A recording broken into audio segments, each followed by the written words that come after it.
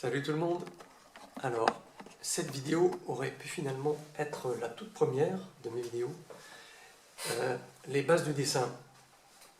Alors, que vous soyez maintenant débutant, il y a plus forte raison si vous êtes débutant, cette vidéo peut vous intéresser, mais également si vous pratiquez depuis un moment, voire même un long moment, que j'ai remarqué parmi mes élèves, ceux qui pratiquent déjà depuis des années, parfois il leur manque un petit truc. C'est pas grand chose. Alors, quelles sont les bases du dessin pour moi?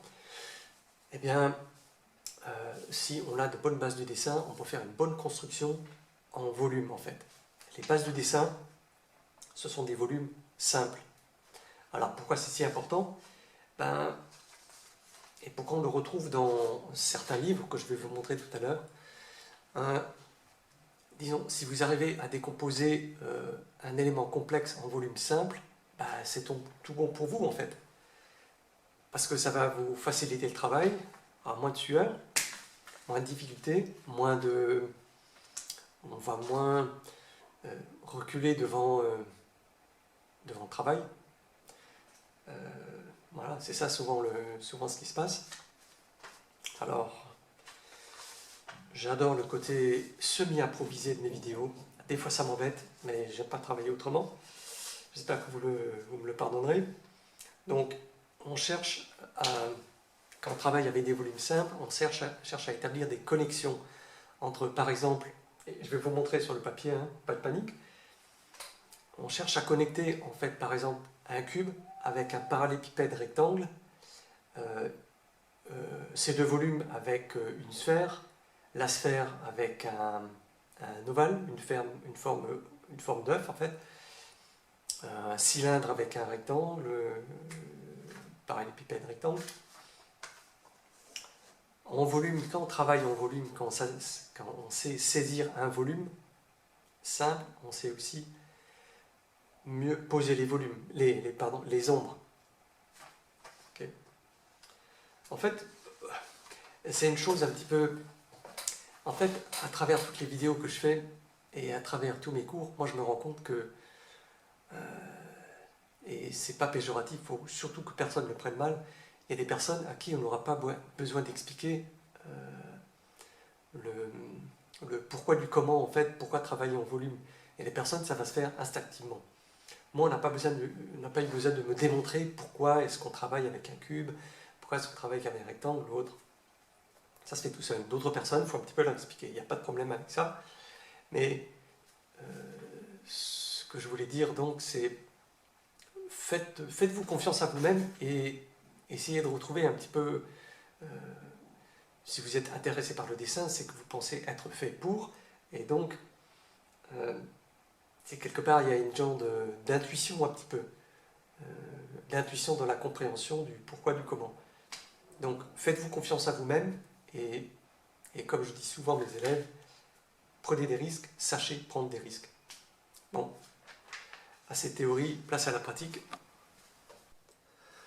Voilà, donc j'ai préparé un petit peu le terrain. Vidéo improvisée, mais pas tout à fait non plus, quand même.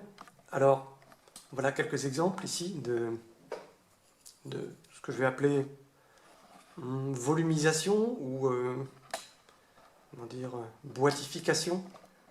Je ne sais pas, à votre convenance. Alors, j'ai mis la caméra légèrement de côté pour être plus près du papier, donc j'espère que ça ira pour tout le monde. Donc ici, on a une portion de cylindre. On a coupé ici au couteau. Hop, on a enlevé une portion. Ici, un volume simple également. Alors, peut-être, j'espère qu'on voit assez bien.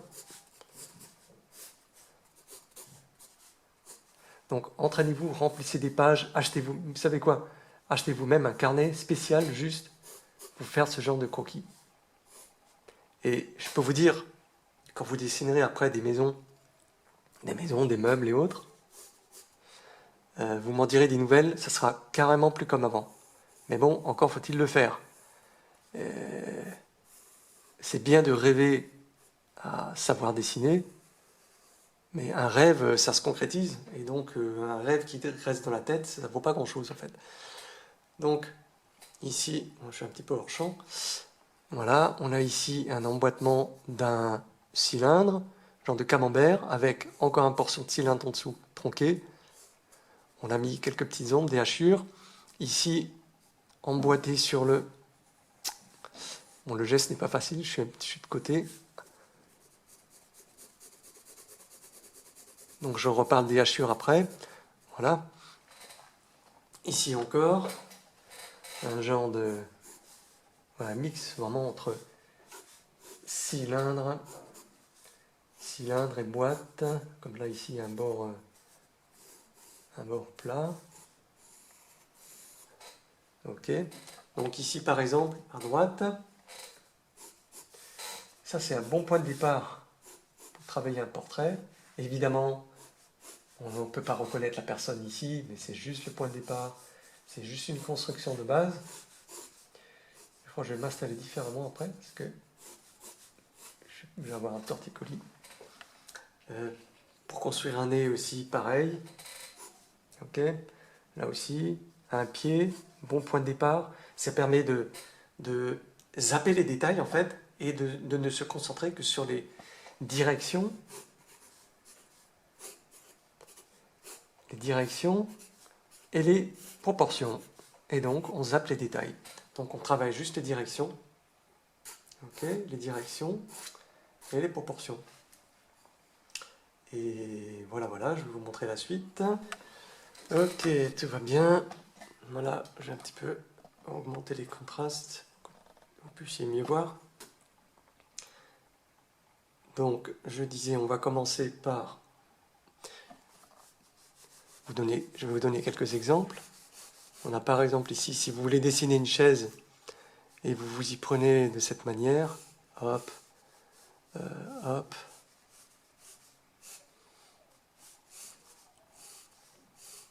Voilà, alors je vous déconseille vivement de vous asseoir sur cette chaise. Vous ne tiendrez pas longtemps dessus. Tandis que si on commence, déjà quand vous dessinez un meuble, toujours la partie qui est posée au sol.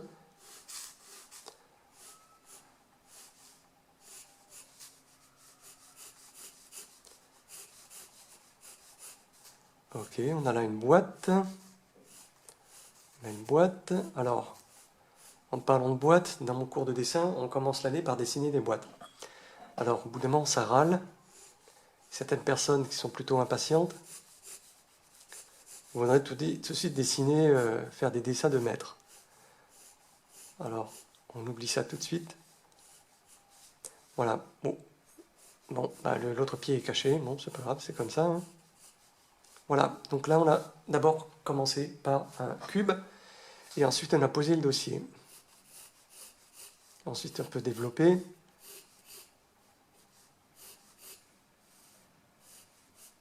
Et ensuite, c'est beaucoup mieux pour travailler les ombres. Vous pouvez faire ça même si votre chaise a des pieds cylindriques. Si on a maintenant... allez, on va dessiner une commode.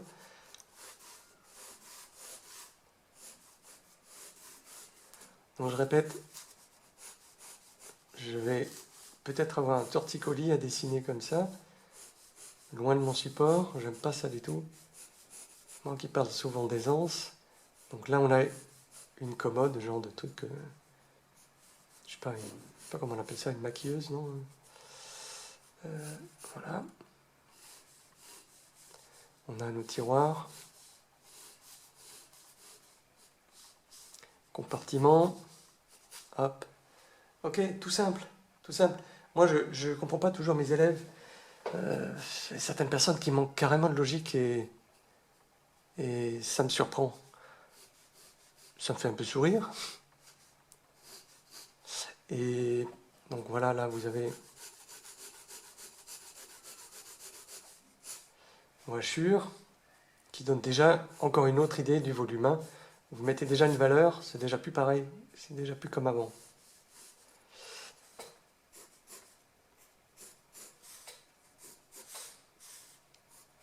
Alors ça c'est le trait, ça va être le défi de faire ce trait à 1 mètre de distance.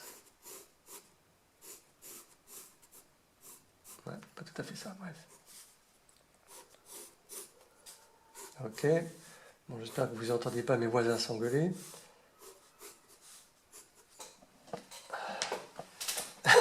petit détail en plus. Voilà, je vais descendre avec une batte de baseball bientôt. Ensuite, qu'est-ce qu'on a? Qu'est-ce qu'on pourrait bien... un vase, par exemple. Moi, j'ai déjà vu des trucs, mais carrément hallucinants.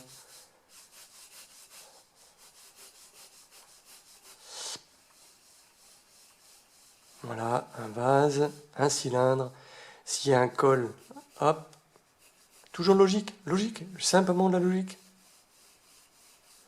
C'est plutôt une bouteille de whisky. Allez, j'ai fait une bouteille de whisky qui servira de vase au final. Est-ce que j'appuie assez pour que tout le monde voit?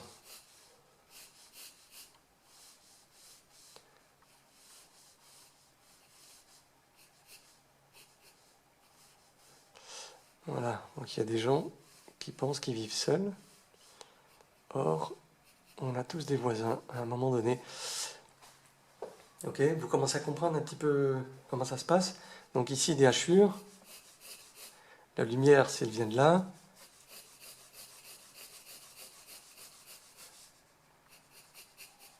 Donc je vous recommande les autres vidéos. Comment corriger un dessin. Vidéo sur la perspective. J'ai un petit peu débordé là. Je suis un cochon. Qu'est-ce que je voulais encore vous montrer? J'ai quelques exemples là. Oui, si vous dessinez une tête, donc il y a différentes options. Je ne vais pas faire un cours de portrait. Vous avez remarqué, j'oriente tous mes volumes de ce sens. C'est pas grave.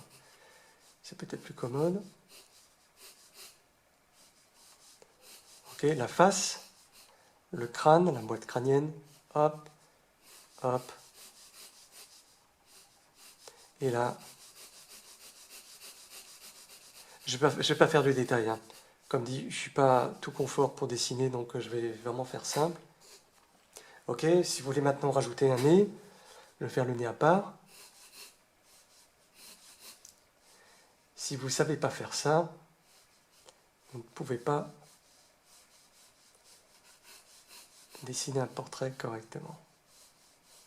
Donc ici, on a déjà un mix entre un petit peu cylindre et il y a un parallépipède, triangle, on va dire. Vous voyez, j'ai commencé par ça, j'étais pas très clair. Hop, hop.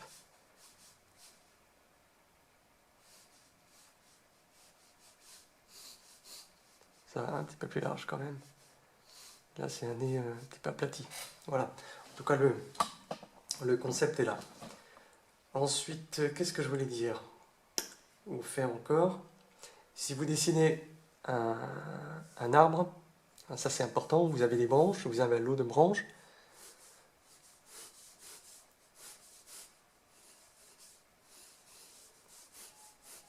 Hop, un embranchement ici. Ok. Des sauvages. Comme vous dit. Donc ensuite, vous allez voir où je vais en venir. Je vais appuyer. Je n'aime pas appuyer comme ça. Enfin bon, hop. Là, il y a un petit chevauchement. Vous voyez ici, ce trait passe devant celui-là. J'en profite pour parler aussi des chevauchements. Je n'ai pas fait de vidéo spéciale. C'est une vidéo qui prendrait peut-être une minute. Donc ici, un chevauchement, c'est quand, par exemple, ici, on a une forme quelconque. C'est tout à fait plat, ordinaire. Et là, il suffit de faire passer cette ligne sur celle-ci. Et bien, cette partie arrive devant celle-là. Ok? Et là, on a un volume. Donc là, on a déjà une idée de volume. Ici aussi, là aussi. Voilà. Mais maintenant, je vais compléter mon exposé. Alors, ce que je vois très souvent, c'est une horreur. Et quand on est prof de dessin, quand on est prof de dessin, bon, pour la précision, il faudra peut-être passer aujourd'hui. Hein. Ok. Alors, ce que je vois souvent quand on dessine des cylindres, c'est quand on travaille contre le volume. Je m'explique. On va faire par exemple, on a ici une courbe, on en a là une autre, qui n'est vraiment pas très belle, hein. C'est carrément horrible. Et ensuite, comme on a cette courbe, cette ouverture, ce degré, certains vont me faire ça, pour faire les contours. Alors, qu'est-ce qui se passe? C'est qu'on passe une forme, et ça écrase carrément le volume en fait. C'est maintenant, on a le cylindre qui est ici vu de côté, ok? Et bien, ça va écraser le volume. Alors, ce qu'il faudrait faire plutôt, c'est ça, épouser, faites des lignes qui épousent la forme du volume. Essayez de le sentir. Je parlais au début, en intro, de l'intuition. Laissez parler votre intuition. Donc là, on a...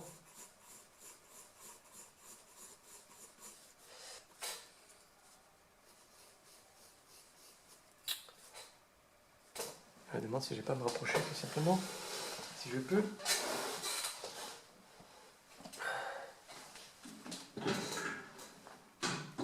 Voilà, tout confort, tranquille. C'est un petit peu mieux, pas beaucoup mieux. Enfin bon, alors. Ici, on ne va pas faire ça. Là, vous cassez le volume. Là, c'est plat ici. Ok? Comprenez bien. Ce qu'on peut faire aussi, c'est ici, là. Plus en fait la forme elle va monter haut, plus les courbes vont être, au début elles vont être comme ça, petit à petit. Ok. Bon, j'ai déjà fait une vidéo sur les cylindres, je ne vais pas revenir dessus. Et là, comme cette branche, elle a une autre orientation, on peut lui donner un autre sens en fait, comme ça.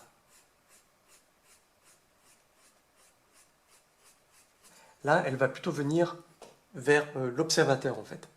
Ici, c'est encore différent. Elle part dans l'autre sens. Ok. Elle est plutôt... Bon, elle part plutôt un petit peu vers l'arrière. Là, elle arrive vers l'avant. Ok. Là, elle part dans l'autre sens. Voilà, voilà. Qu'est-ce que je voulais encore dire? Donc, l'erreur aussi assez courante. Je vais essayer de faire une vidéo assez complète. Donc, quand on dessine des personnages, le truc horrible aussi pour un prof, je pèse mes mots, hein, toujours, c'est...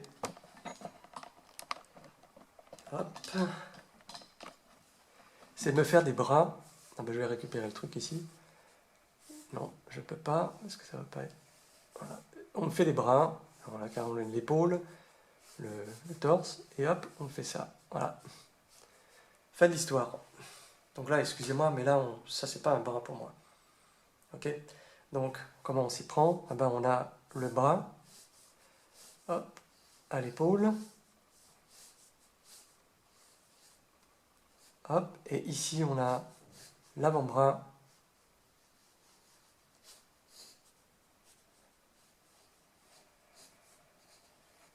Voilà. Là, on a un... Ah, désolé pour ma grossièreté, on a un putain de volume ici. Ok? Voilà. Je vais utiliser exprès ce mot grossier, comme ça vous vous en souviendrez. Ça je ne vais plus voir là. J'ai un collègue qui parle de bras spaghetti. J'aurais plutôt dit macaroni. Ah bon? Chacun son vocabulaire, chacun sa culture. Donc pour les jambes, c'est pareil. On a une jambe ici. Voilà. Voilà. Hop. Et après on a le pied, machin. Non, on fait la cuisse, déjà elle est plus grande au début. Hop. On n'est pas obligé d'appuyer autant, hein. Ok, je fais ça surtout pour vous permettre de bien voir à l'écran. Donc, au final, tous ces exercices, tous ces chevauchements, tous ces petits traits-là, ok, vous les mettrez peut-être pas, je me suis un petit peu embrouillé, tous ces traits de chevauchement, ces traits de construction, ces hachures, vous permettent de mieux sentir. Parce que quand vous créez, que vous dessinez, que vous peignez, vous essayez de sentir ce que vous voyez, les volumes que vous avez sous les yeux, Et vous voulez aussi les restituer sur le papier, sur une surface plane. Donc vous allez passer du 3D, ce que vous avez sous les yeux, à du 2D. Ok? D'ailleurs, je suis un petit peu fâché avec ce qu'on appelle les films d'animation 3D. Ce n'est pas du 3D, c'est impossible. On devrait plutôt parler d'illusion 3D. Impossible sur un écran plat de faire du 3D. Impossible, ça sera toujours du 2D. Voilà, sortir le volume. Voilà. Donc je vais vous montrer encore ouais, 2 petits bouquins très intéressants. Alors le livre de Steve Houston qui est maintenant sorti en français, Figure Drawing for Artists, Making Every Mark Count. Steve Houston, paru chez Rock Point, ouais c'est ça. Donc il aborde différentes choses, bref. Et par ici, il y a un chapitre qui s'appelle Box Logic. Donc on voit ici une sphère à gauche, un cylindre, parallélépipède, un rectangle. Et le plus intéressant, c'est dans le livre de Michael Hampton. J'ai déjà parlé dans une autre vidéo, Figure Drawing, Design and Invention. Voilà, Michael Hampton, l'éditeur inconnu, je ne sais pas, et il se trouve très facilement, même d'occasion, vous allez sur la chasse aux livres. Et il a un chapitre, il parle exactement de ce dont je viens de parler, de connexion. Ok ? Donc si vous travaillez le corps humain, vous avez le bassin, la partie abdominale et le torse, la cage thoracique, le cou. Ok ? Donc,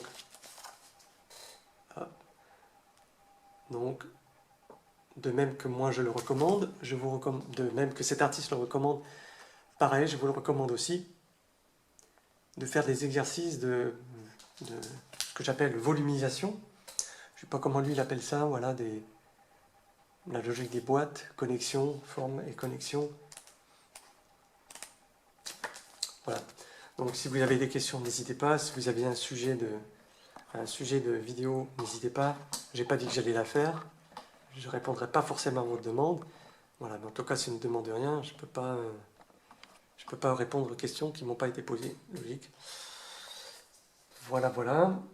Et le conseil ultime, voilà, achetez-vous un carnet, un petit truc A4, et vous l'emmenez ce carnet où vous alliez, vous emmenez ce petit carnet, vous faites de temps en temps, quand vous avez un petit moment de libre, des volumisations, des constructions simples. Et vous revenez quelques mois plus tard, vous me laissez en commentaire votre expérience et vous me dites ce qui s'est passé. Voilà, moi je sais déjà ce qui va se passer. Ok, tout le meilleur à tous et à bientôt. Salut!